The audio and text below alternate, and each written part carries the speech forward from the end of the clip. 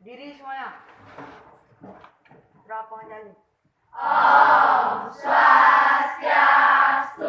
Baik anak-anak, kita akan mulai. 1, 2, 3. Mari kita semua belajar sama-sama.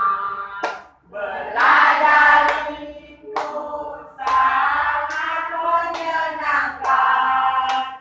Belajar itu oke. Belajar itu happy. Mari kita semua belajar bersama-sama. Baik anak-anak, silakan duduk. Dulu ya. Oke, semuanya hadir? Hadir. Oke, kalau semua hadir, sekarang mari kita belajar terlebih dahulu. Oke anak-anak, sebelum Bapak akan menjelaskan pelajaran hari ini kita belajar tentang apa? Tentang bumi dan bulan. Nah, sebelumnya Bapak akan menjelaskan pelajaran yang sudah kita lalui tempo lalu. Nah, anak-anak, tempo lalu kita sudah belajar tentang bumi dan matahari. Nah, sekarang siapa yang masih ingat ini apa namanya? Matahari. Ini apa namanya? Bumi. Bumi ya. Nah, sekarang anak-anak, siapa yang masih ingat gerakan bumi ada berapa? Dua. Dua, ayo. Siapa tahu gerakan bumi yang pertama apa? Ya, baby. Bumi bergerak pada sumbunya yang disebut rotasi bumi. Dan gerakan yang kedua apa? Ya, silakan Aira. Bumi bergerak mengelilingi matahari yang disebut revolusi bumi. Ya, bumi bergerak mengelilingi matahari yang disebut dengan apa? Revolusi bumi. Nah, anak-anak, supaya anak lebih memahami apa itu rotasi dan apa itu revolusi, anak-anak, sekarang perhatikan dalam peraganya ini. Nah, ini bumi. Kalau bumi itu berputar pada sumbunya disebut dengan apa? Rotasi. Kalau bumi mengelilingi matahari disebut dengan apa? Revolusi. Nah, anak perhatikan. Nah, bumi kita berputar, ya. Jadi berputar pada sumbunya dan berputar mengelilingi matahari. Nah, sekarang anak-anak, dari mana bumi itu berputar? Dari arah mana? Barat menuju timur. Perhatikan anak ya. Bumi kita bergerak dari arah barat menuju timur. Ya, seperti ya. Baik anak-anak, sekarang apa akibat yang terjadi akibat dari rotasi bumi? Apa akibatnya? Siapa masih ingat? Ya, silakan Eki. Terjadinya siang dan malam. Nah, jika anak perhatikan. Nah, ini bumi kita. Misalkan kita tinggal di Indonesia. Nah, Indonesia. Kemudian ada Amerika. Nah, kalau ada berkas cahaya, ini yang cahaya matahari. Nah, Indonesia mengalami apa? Siang hari. Nah, sedangkan yang ada di belakang bumi itu mengalami apa?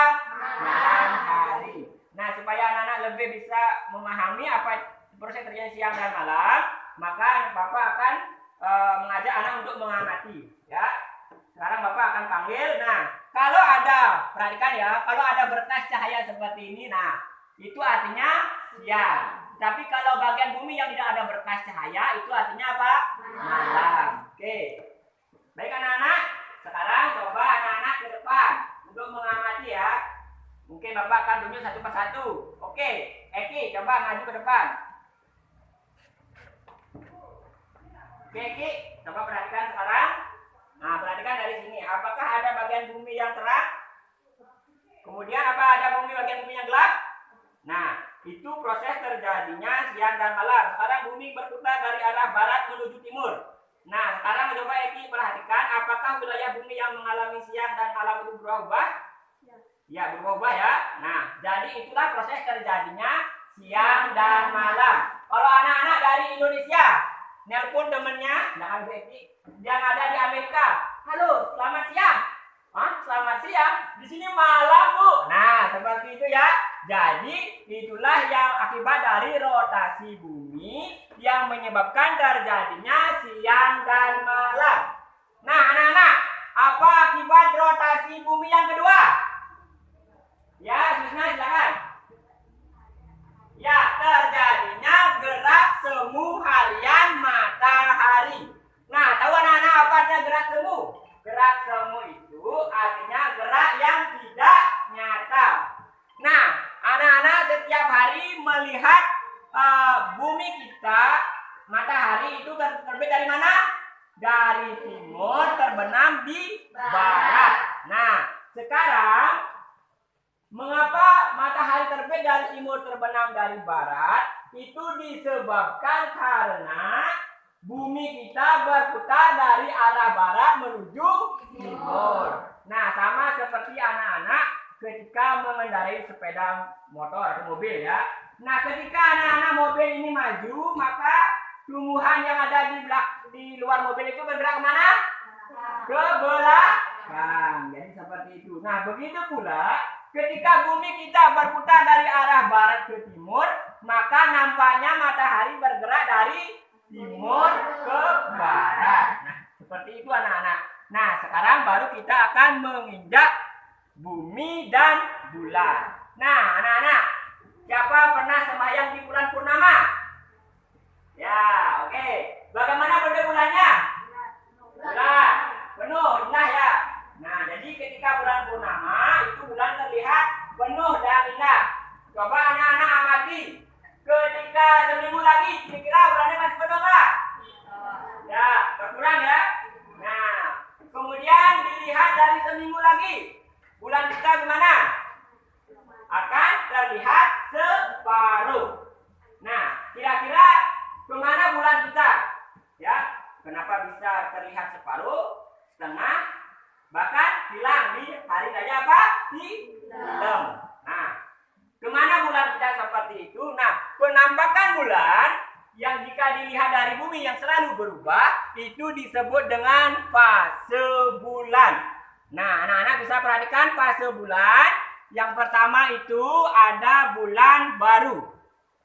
Nah, fase bulan baru, kemudian ada fase bulan sabit, ada bulan paruh, ada bulan cembung, dan ada fase bulan purnama. Nah, kenapa hal ini seperti ini bisa terjadi?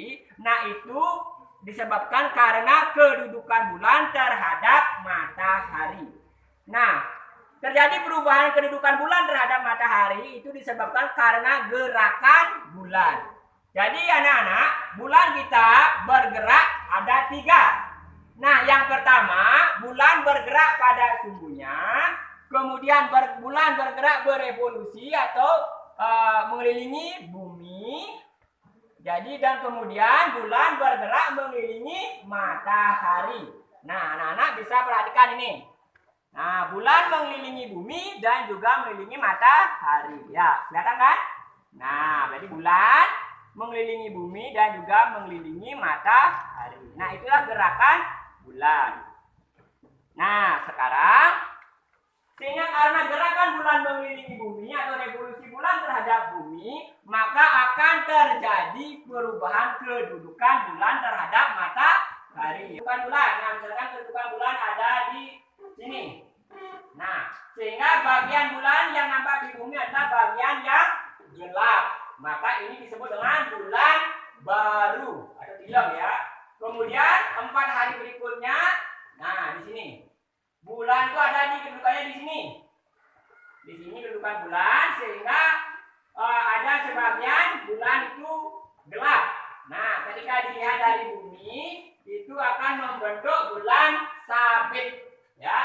Kemudian setelah 8 hari, nah bulan posisinya ada di sini, ada di atas bumi ini. Nah, ketika di sini bulan kalau nampak di bumi akan membentuk bulan paruh. Jadi anak-anak sebagian bulan itu akan hilang, ya. Nah, kemudian 11 hari kemudian, nah di sini bulan itu ada di sini.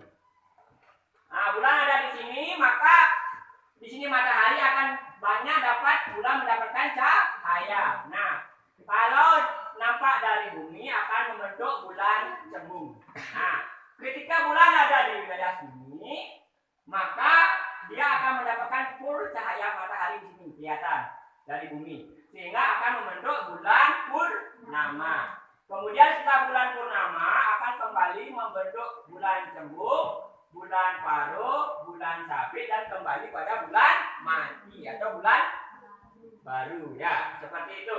Jadi bulan itu tidak hilang anak-anak, cuman karena dia berubah kehidupannya terhadap matahari, itulah yang menyebabkan terbentuknya fase-fase bulan. Nah, bagaimana anak-anak sekarang anak-anak bisa melihat fase-fase bulan dalam kotak ya.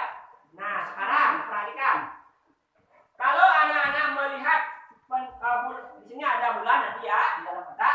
Kalau sepenuhnya anak-anak melihat berkas cahaya ini, maka apa yang terjadi itu artinya bulan purnama. Tetapi kalau anak-anak tidak melihat berkas cahaya, itu artinya bulan mati. Nah, baik, Bapak akan tunjuk setiap anak. Nah, Bapak tunjuk mulai dari Swisna, silakan ke depan.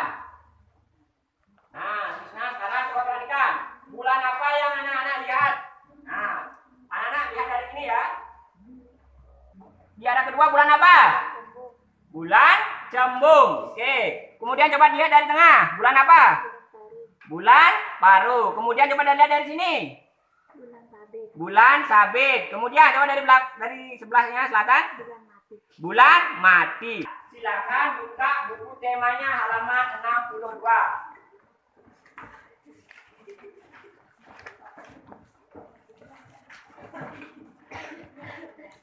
62 ya. Nah, di sini ada paragraf tentang fase-fase bulan ya. Nah, silakan anak-anak baca. Nah, kemudian tentukan ide pokok dalam suatu paragraf. Nah, anak-anak tahu apa itu ide pokok? Apa ide pokok? Ayo, silakan. Jangan mengalu. Ide pokok itu apa, Ki? Gagasan utama pada suatu paragraf. Iya, betul. Ide pokok itu adalah gagasan utama dalam suatu paragraf. Gagasan utama dalam sebuah paragraf. Nah, paragraf itu apa? Paragraf itu artinya kumpulan beberapa kalimat. Nah, beberapa kalimat. Nah, kalimat-kalimat yang ada dalam satu paragraf ini akan membentuk satu ide pokok ya. Jadi akan membentuk suatu ide pokok. Nah, kalimat-kalimat yang ada dalam paragraf itu harus saling berkaitan ya. Satu sama lainnya harus saling berkaitan. Nah, sekarang bagaimana kita bisa menentukan ide pokok dalam suatu paragraf? Maka yang pertama langkahnya adalah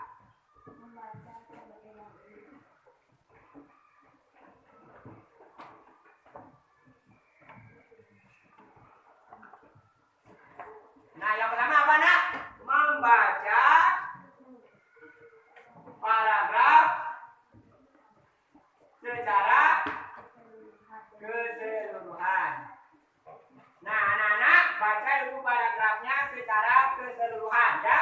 Jadi setelah anak baca paragrafnya secara keseluruhan, maka anak-anak tentukan apa? Kalimat utama. Ya, bagus. Tentukan kalimat utama ya.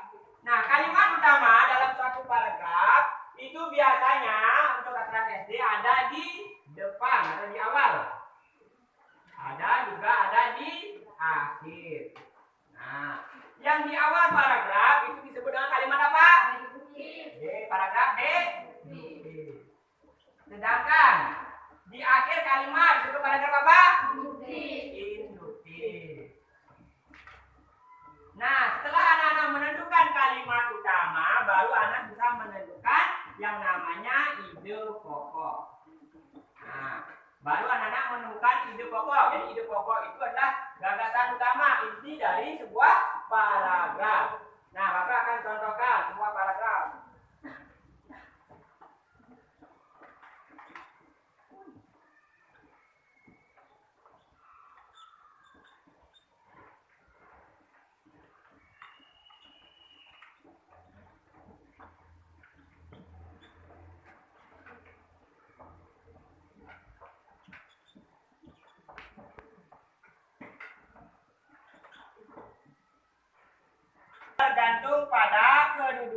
bulan terhadap matahari jika dilihat dari bumi.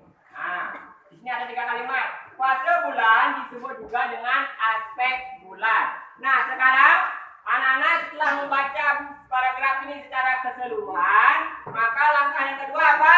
Tentukan kalimat utama. Nah, kira-kira kalimat utama ini ada di awal atau di akhir? Coba lihat. Di mana? Nah, ada di awal ya. Jadi kalimat utamanya ada di awal. Nah, kalau baca, fase bulan adalah bentuk bulan yang selalu berubah jika dilihat dari bumi. Jadi itu adalah kalimat utama. Nah, kalau kita cari ide pokoknya apa? Ide pokok inti dari kalimat utamanya apa? Tentang pengertian fase bulan. Nah, jadi anak-anak demikian cara menentukan ide pokok. Apa anak sudah paham? Nah, sekarang kalau anak sudah paham, mari sekarang kita akan belajar kelompok. Ya, karena ini jumlahnya 37, Bapak akan bentuk 6 kelompok. Baik anak-anak, silakan membentuk 6 kelompok. Dari sini ya, 1, 2, 6 ya, 1, 2, 3, 4, 5, 6. Silakan. Paragraf yang ada di halaman 62. Sekarang anak-anak belajar yang namanya musyawarah ya. Nah, pada kelompok belajar bermusyawarah.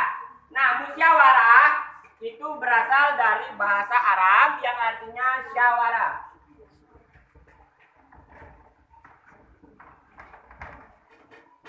Syawarah yang artinya berunding.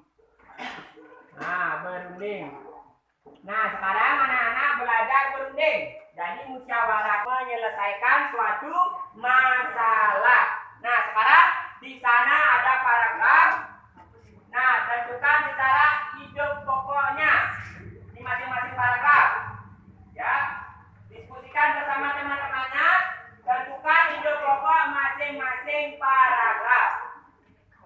Nah, yang pertama yaitu apa? Membaca paragraf secara keseluruhan. Kemudian yang kedua, menentukan kalimat utama. Tentukan kalimat utamanya. Setelah itu baru anak-anak tentukan ide pokoknya. Nah, sekarang anak-anak di sini belajar musyawarah. Belajar untuk menemukan pendapat. Sudah? Oke, sekarang anak-anak coba sekarang tentukan ide pokoknya. Ayo kerjakan dengan baik. Bagaimana anak-anak? Sudah selesai? Ya. Nah, kalau sudah selesai, sekarang silakan dikumpulkan. Satu kelompok juga banyak mengumpulkan satu ya.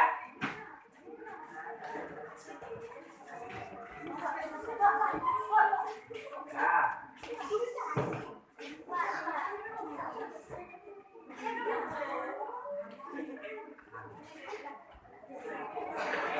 Nah, oke.